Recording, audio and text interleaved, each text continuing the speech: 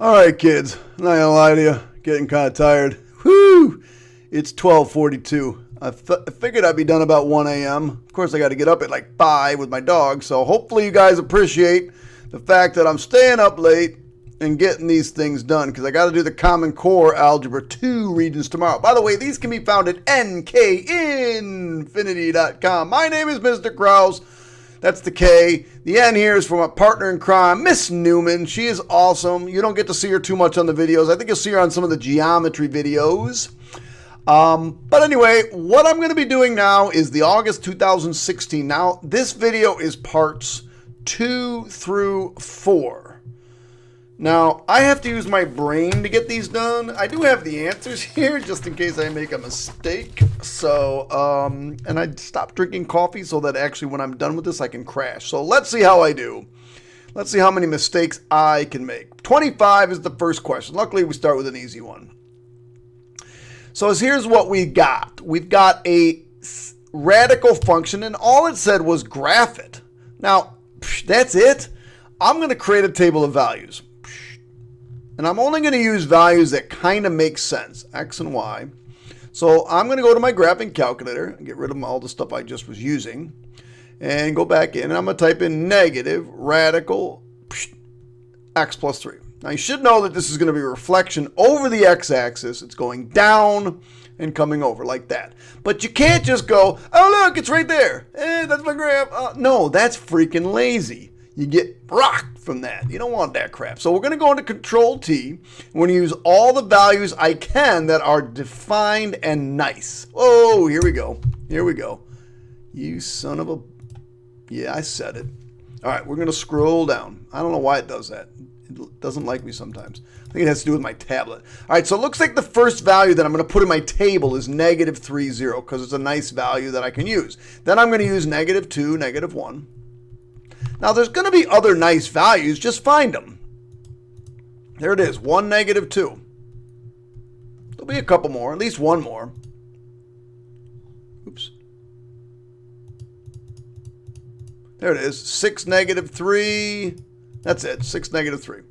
So as long as you have these values and you come over, okay, negative 3, 0. Negative 2, negative 1. 1, negative 2. And 6, negative 3. 1, 2, 3, 4, 5, 6, negative 3. It didn't say to graph it over a certain interval. It just said to graph it. So this is my starting point. Hit the points and draw an arrow. 2 points. You got it or don't got it? I hope you got it. Let's keep going. 26. Richard is asked to transform the graph below. The graph of b of x is transformed by using this equation.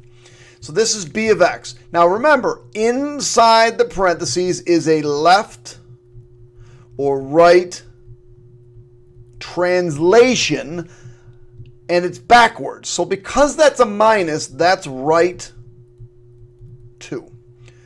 The minus 3, this is a translation up or down, normal. So describe how the graph of b of x can be changed. So all you needed to do is explain it. So h of x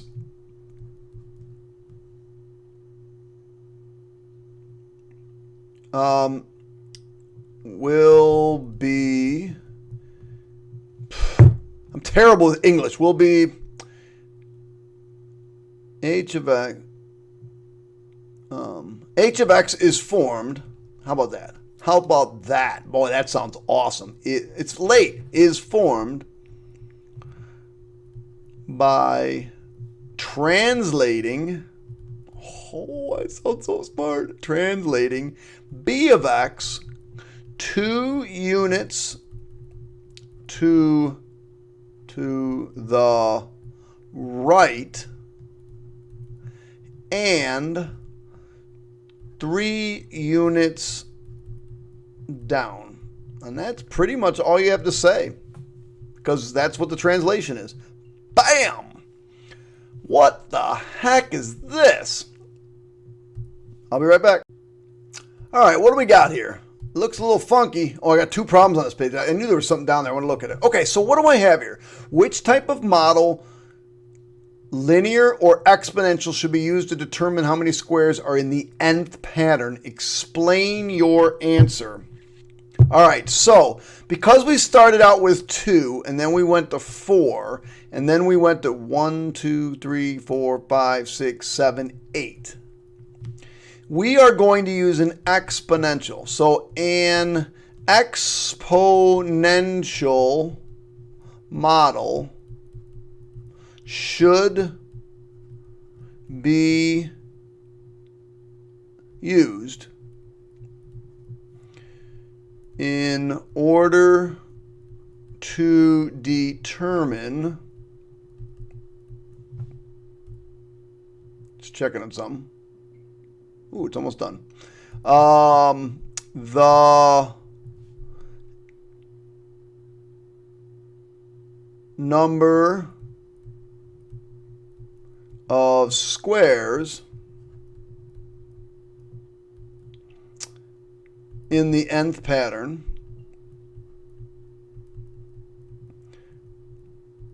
the reason, now you have to give a reason, the reason it is not linear is because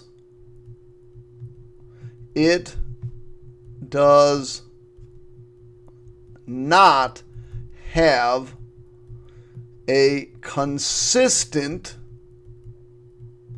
rate of change. In order for it to be linear, it has to have a consistent rate of change. This model doubles each time, which is exponential. So you had to say something about the fact that it's not linear because it doesn't have a consistent rate of change. You could have also said it's going to be exponential because the model doubles every time and linear would have a consistent rate of change. Something to that effect. When multiplying polynomials for math assignment, Pat, good old Pat found the product to be that. He had to state the leading coefficient of this polynomial. He then had to state the leading of the coefficient of this polynomial. Pat wrote down -4. Do you agree with Pat's answer? Explain your reasoning. So let's look at this thing, investigation. -4x plus 8x squared minus 2x cubed plus 5. Now, the reason you want to know about leading coefficients is because it determines end behavior of A, and it determines a little bit about what the graph does. So we need to figure out if Pat is smart or Pat is not so smart. In this case, I choose to not agree with Pat. The leading coefficient, man, you got lots of writing in this test. I can never spell that number, that word. C-I-E-N-T is the number in front of the term with the highest degree. In this case, -2 is the leading coefficient. Now, did it say you had to tell what the leading coefficient is? No, but why not? The leading coefficient is the number in front of the term with the highest degree. And in this case, that would be -2, not 4, and Pat's not very smart. All right, let's keep moving. Let's keep moving. Let's keep moving. We are Dora. Is the sum of these rational or irrational? Explain your answer. Why does everything have to be explained? First of all, I can add these together. So it gives me 7 square roots of 2. So this sum is irrational. Said sum, right? Irrational since it is the product of a rational 7 and an irrational number square root of 2. And then you could have said something like when converted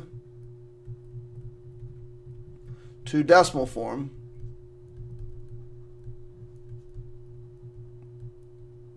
we get 7 square roots of 2.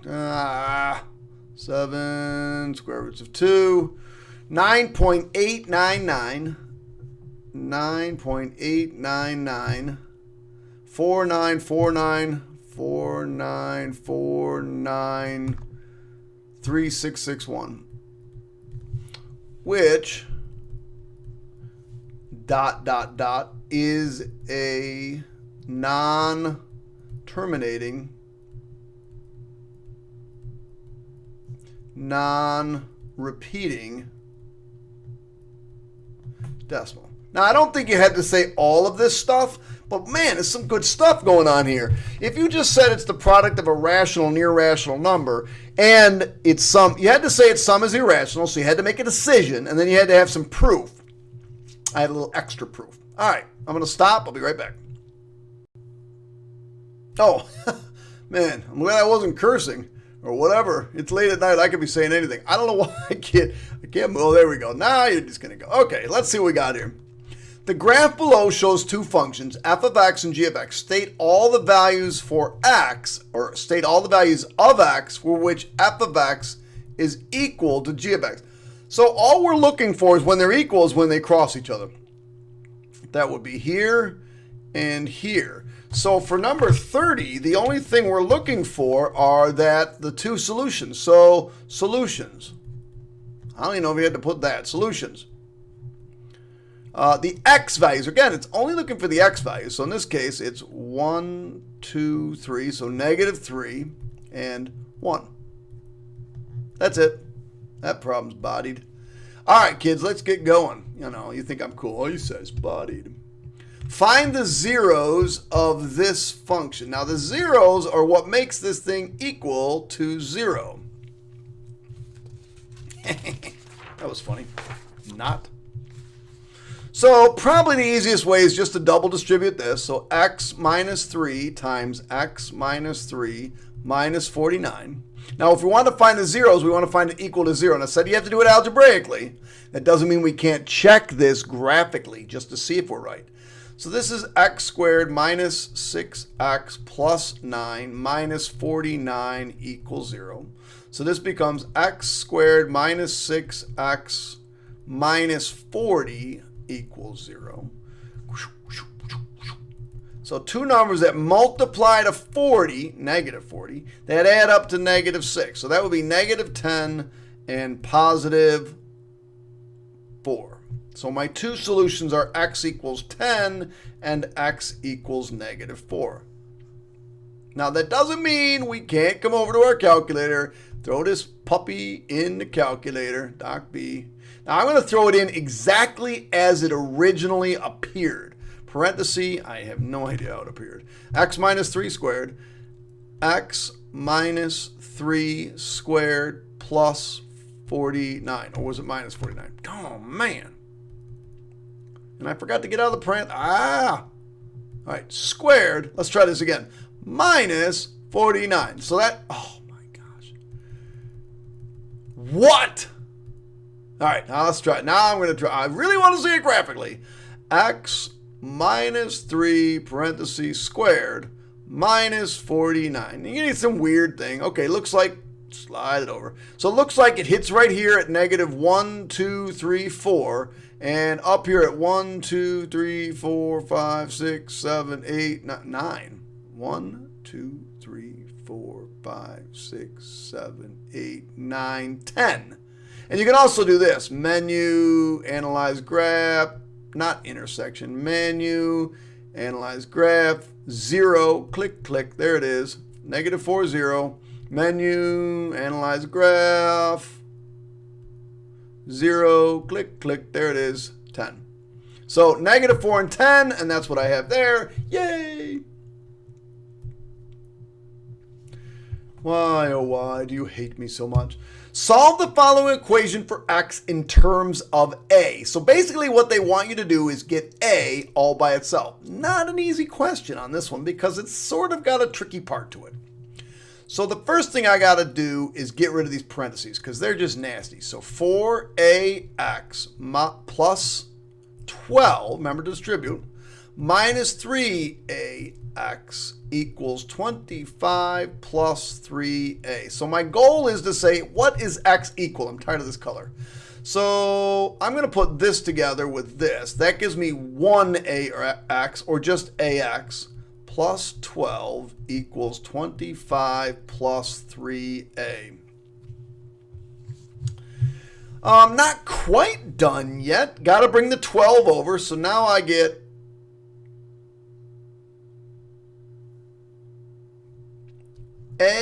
ax equals 13 plus 3a.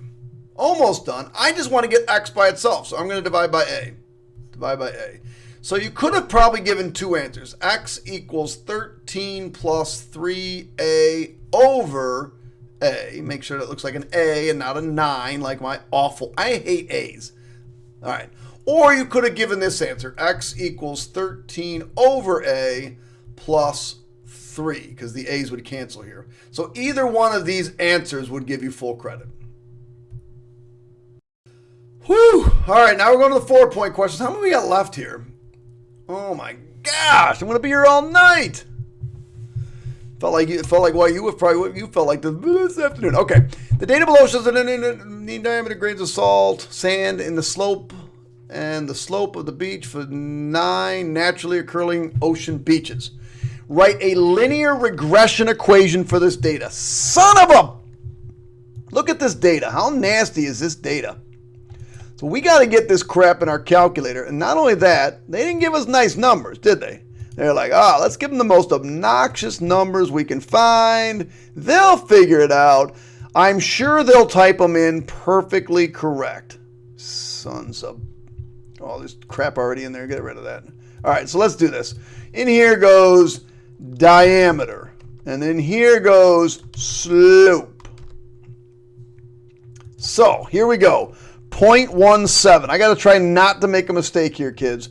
0.19. I hope you type these in so accurately. By the way, scrub through. You don't want to watch me do this. 0.235. I might curse if I make a mistake either. 0.235. I don't curse. I'm a good guy. 0.35. 0.42. And 0.85. Whew, I hope I got those in right. 9 beaches, though. I got to the end night. So 0.63. 0.7. Could they have come up with worse numbers? 0.88, 1.15, 1.5, 4.4, 7.3, 11.3. All right, let's hope I got them in right. Remember, you always want the box here when you're doing linear regression or any kind of regression. You want this box highlighted. You're going to go to Menu, Statistics, Stat Calculations, and don't pick AX plus A plus. What the heck is that? Who knows what that is? We picked the one that we know, MX plus B. Our independent variable was diameter, and that our dependent variable was slope. And they even said X and Y here. So click OK. So in order to get full credit, by the way, if you can't see this, if you can't see it all, what you want to do, you either hover over it or just click on it and it'll put it down here. So what we're going to do over here is we're going to write y equals mx plus b. And we're going to write down exactly what m is. Now, don't round yet. You write down exactly. That shows the grader that you knew exactly what you're doing. 1, 5, 9, 3, 6, 9, 2, 8. Good enough. That's rounded a little bit, but not much. And then we're going to click here. And we got negative 2.475. Man, I'm tired. 925. I can't keep more than like 3 numbers in my head at one time. 92519. That's good enough. 519. So now we're going to come back and say, okay, let's write this equation. And we got to round it to the thousands place. That's 3 decimals. I'm going to highlight that thousands place. 1, 2, 3. 1, 2, 3. So now we decide. Oops. I've been using purple all the time. So our equation is going to be common mistake. If you forgot the y equals, you lost a point right there. You can't forget the y equals. mx, so 17.159x minus 2.476. There it is. There's the equation. Yay. All right. Using this equation, predict the slope of the beach to the nearest tenth of a degree with a point diameter of 0.65. So we're going to put 0.65 in for x. So all we need to do is figure out what y is. Now we need to show a little bit of work. 17.199 times 0.65 minus 2.476. And if you did this correctly, I believe it's 8.7. So 17.159 parenthesis 0.65 parenthesis minus 2.476. You get 8.677. So your answer, rounded to the nearest tenth of a degree, is y equals 8.7. All right, 1 4-point question done. What is this? What is this, kids? All right, Sean incorrectly graphed this equation as shown below. Explain Sean's mistake. Well, Sean's initial mistake is being a dummy, but that's okay. So what we need to do is solve for y. So let's see if we can figure out what happened.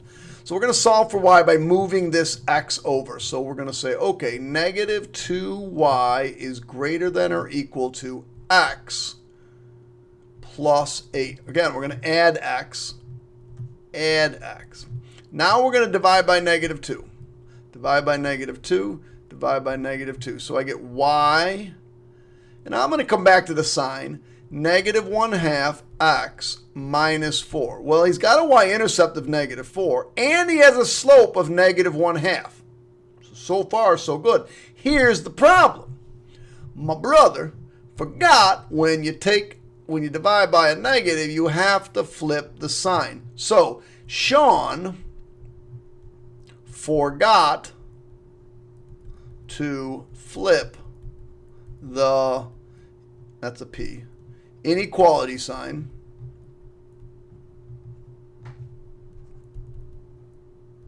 when he divided by negative 2.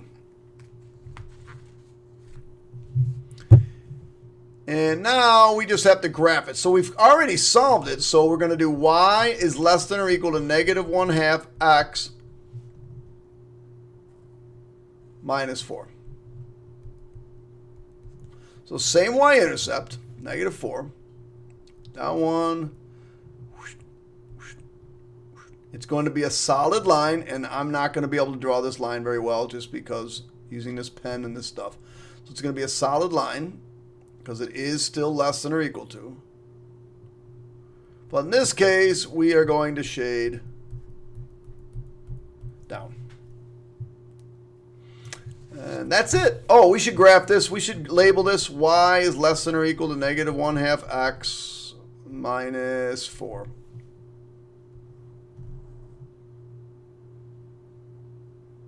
All right, I think that's all Sean's mistake. Okay, let's talk about drama. Let's talk about drama club. Oh, the drama. It's 1:10 in the morning. So, like, you guys should be pretty stoked that I'm still awake.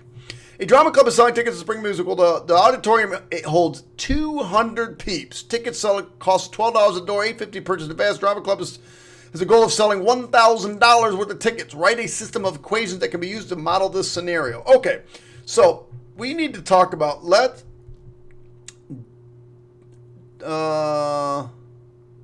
D equal number of door tickets. And A equal number of advance tickets. Well, it said write a system of equations, right? So if I take the door tickets and I add the advance tickets, I should equal the number of tickets, which is, wait.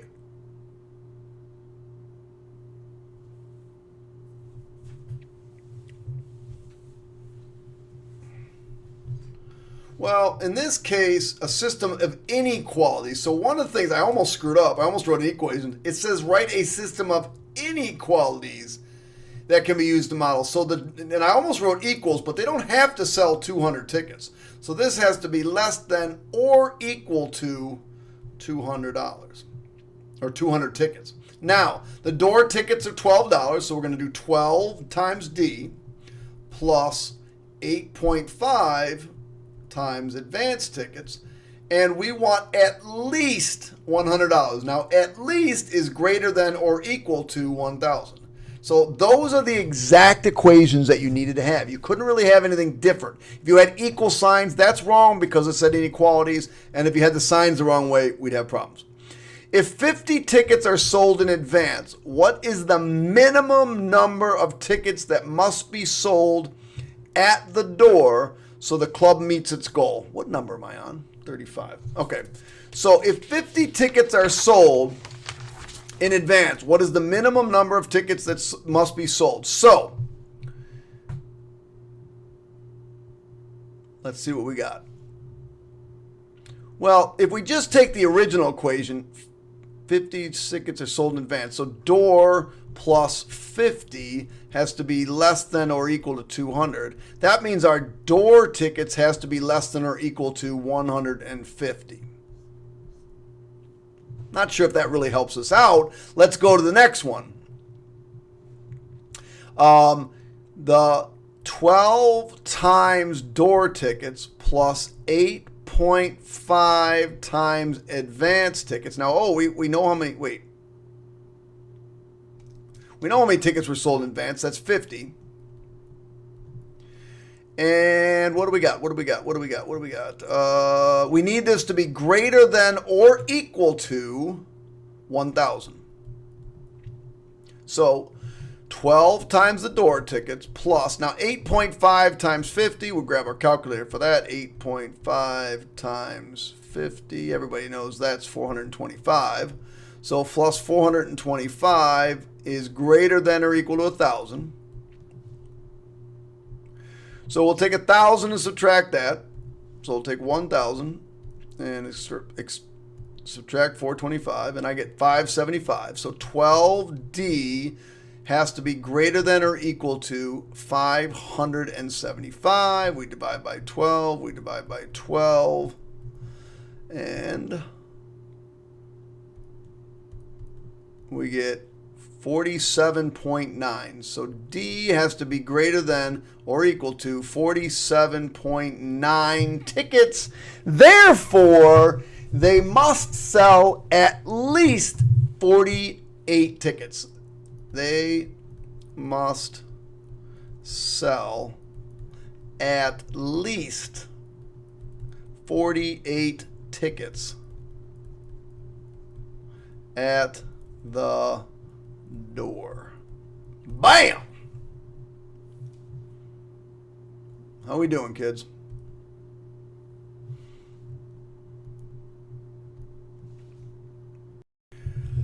Janice is asked to solve this equation. She begins the problem by writing the following steps. What is she doing?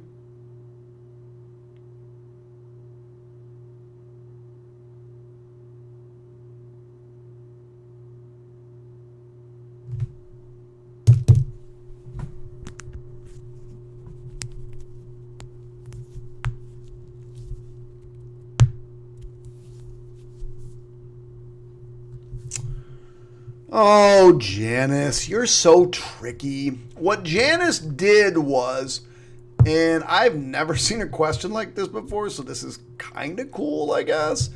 She's saying that b squared is equal to 64x squared.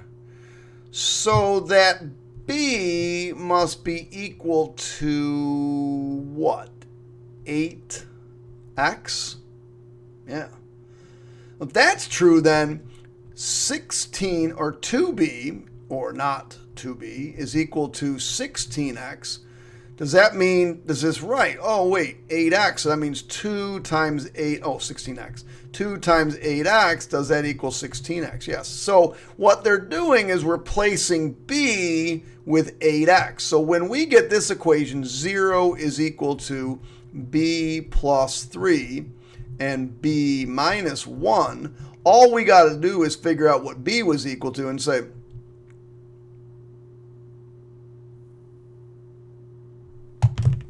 all we got to do is figure out what b was equal to and say, oh, we're going to plug that back in. So we say, okay, 8x plus 3 is equal to 0, and 8x minus 1 is equal to 0.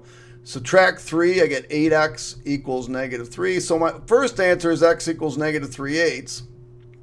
And my second answer is, this ends up being x equals 1/8. Now, what's your explanation? My explanation is what I did. Sit here. What I said above. I didn't realize I couldn't see this down here. Janice is used to ask the son. No. Okay, so Janice substituted 8b in for 8x and then factored the less complicated quadratic. Kind of cool, though. I mean, she turned that really hard problem into a much easier problem, sort of. What number was that?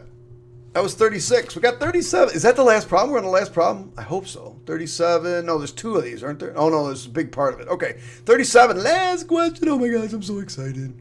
All right, let's see if we can get through this. For the class picnic, 2 teachers went to the same store and purchased drinks. One teacher purchased 18 juice boxes and 32 bottles of water and spent that much. The other teacher purchased 14 juice boxes and 26 bottles of water and spent that. Write a system of equations to represent juice boxes J and bottle of water there. Okay, so 18 juice boxes plus 32 waters has to equal 1992. Or 14 juice boxes plus 26 waters equals 1576. Kara said that the juice box might have cost 52 cents each and the bottles of water might have cost 33 cents each. Use your system of equations to justify care prices are not possible. Well, let's plug them in. Oh, I guess, is the next page solve them, I hope?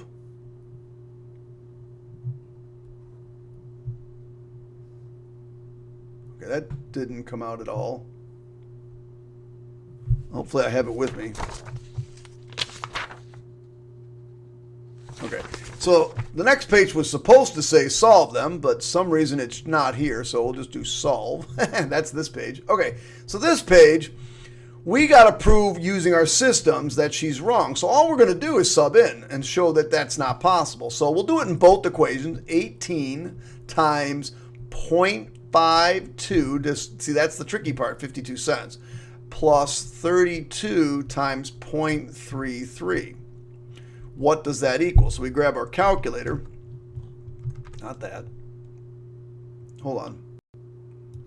All right, so we're going to type this in. Let me get rid of this crap. Control, menu, clear history. So, forgot what it was. 18 times 52. 18 times 0.52. So 18 parenthesis 0.52 parenthesis plus 32 parenthesis 0.33 equals 9. 1992. 1992. And now see how that works. You're like, oh, wait, I got to prove that it's not correct. That doesn't make any sense. It looks like it definitely is correct.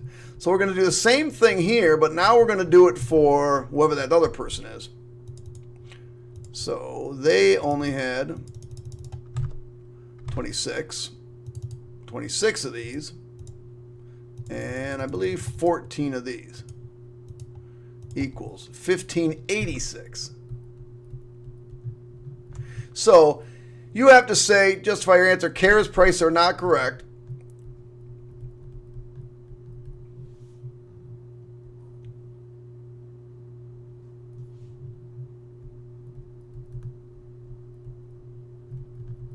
Do we have teachers' names?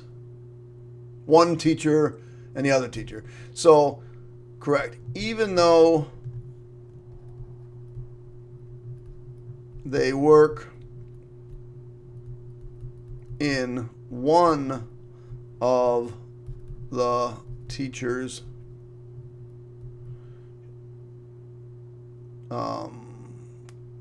equations, they do not work in both. Okay, she's not correct because it didn't work. And there's your proof. And there's your justification. So now we've got to solve these puppies.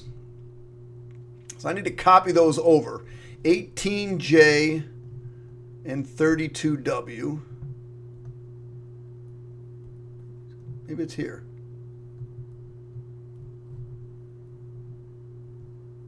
I don't know what happened. I have no idea what's going on. Oh.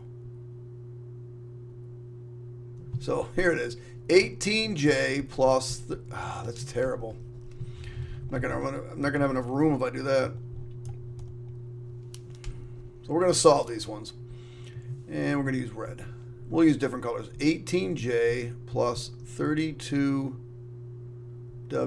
equals... I hate switching back, so let's just do this. 1992.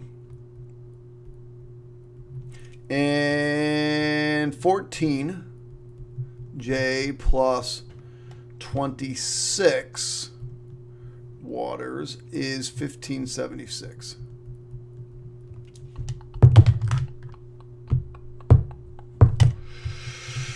Well, the easiest way to do these is use the elimination method and make them look alike. So what I'm going to do is I'm just going to flip-flop. I'm going to multiply this one by 14 and this one by 18. Actually, I'm going to multiply this one by negative 18. I know those are ginormous numbers, but let's do it. 14 times 18. 14 times 18. 252. J plus 14 times 32, 14 times 32, 488 plus 488W equals, and then 14 times 19.92, 130548, 13.0548. That doesn't seem right. Yeah. That's not right.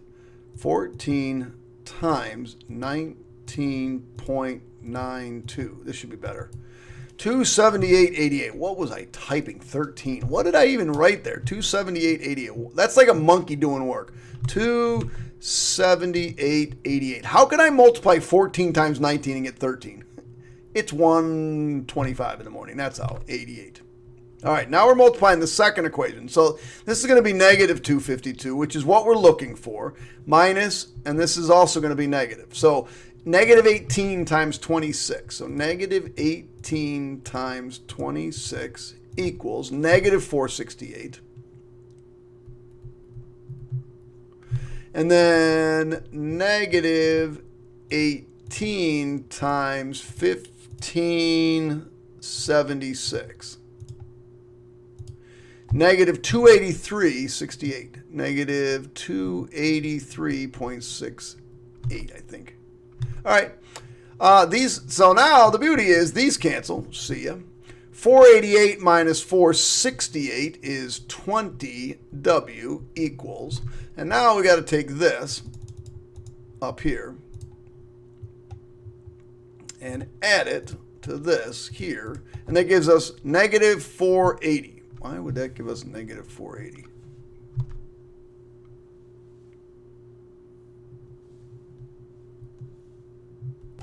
Okay, kids, I found my problem. Lots of problems to be made. There's my problem. It should be 448. Sorry about that. Now this would make negative 20 is equal to, I come over and figured it out. There it is equal to negative 4.8. Now it couldn't be the other way because I would have a negative answer. So I can't do that. Divide by negative 20, divide by negative 20, and I get W. Water is divided by,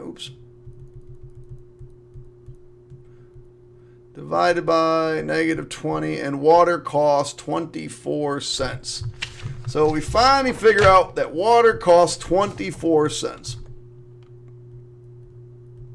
Well, now we just got to figure out what a juice costs. So we're going to take 18 times J plus 32 times 0.24. And we know this has to equal 1992.